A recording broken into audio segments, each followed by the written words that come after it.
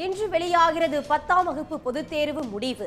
செல்போனில் குறுஞ்செய்தி மூலம் முடிவுகளை அனுப்ப ஏற்பாடு.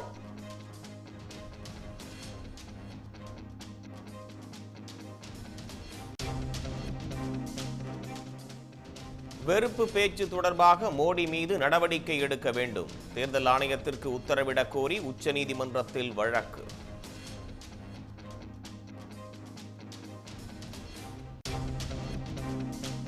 ஜூன் 4ஆம் தேதி இந்தியா கூட்டணி ஆட்சி அமைக்கும் என்று ராகுல் காந்தி திட்டவட்டம்.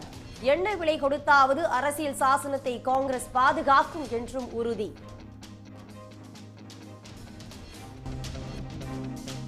அரசு மற்றும் தனியார் பள்ளிகளில் கோடைக்கால வகுப்புகள் நடத்தக்கூடாது.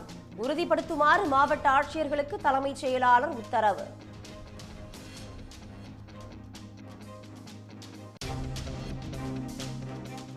ராட்வீலர் உள்ளிட்ட 23 வகை நாய்களுக்கு தமிழ்நாடு அரசு தடை. இணைப்புச் சங்கிலி மற்றும் தற்காப்பு முகக்கவசம் கட்டாயம் என்றும் உத்தரவு.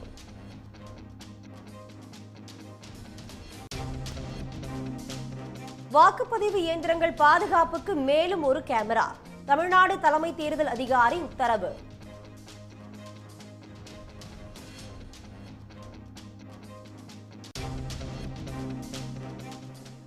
உதகையில் இன்று தொடங்குகிறது 126வது மலர் கண்காட்சி.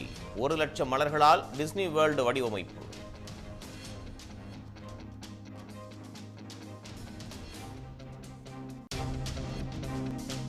நீட் தேர்வு முறைகேட்டில் ஆசிரியர் உட்பட மேலும் 3 பேர் குஜராத்தில் கைது. விடைத்தாள்களை ஆசிரியர்கள் பூர்த்தி செய்ய பேரம் பேசியதும் கண்டுபிடிப்பு.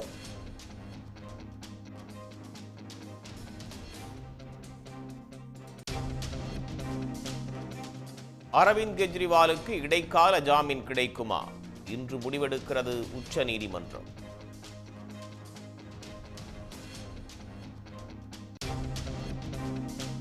ஐபிஎல் கிரிக்கெட்டில் பஞ்சாப் அணியை 60 ரன்கள் வித்தியாசத்தில் வீழ்த்தியது பெங்களூரு அணி.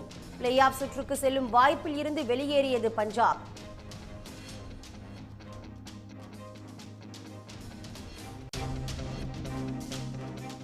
பிளே ஆஃப் சுற்று வாய்ப்பில் நீடிக்க சென்னை அணிக்கு வெற்றி கட்டாயம். குஜராத்தை வீழ்த்தி சென்னை அணி 7வது வெற்றியை பெறுமா என ரசிகர்கள் எதிர்பார்ப்பு. உடனுக்குடன் செய்திகளை தெரிந்து கொள்ள சன் நியூஸ் பெல் ஐகானை கிளிக் பண்ணுங்க.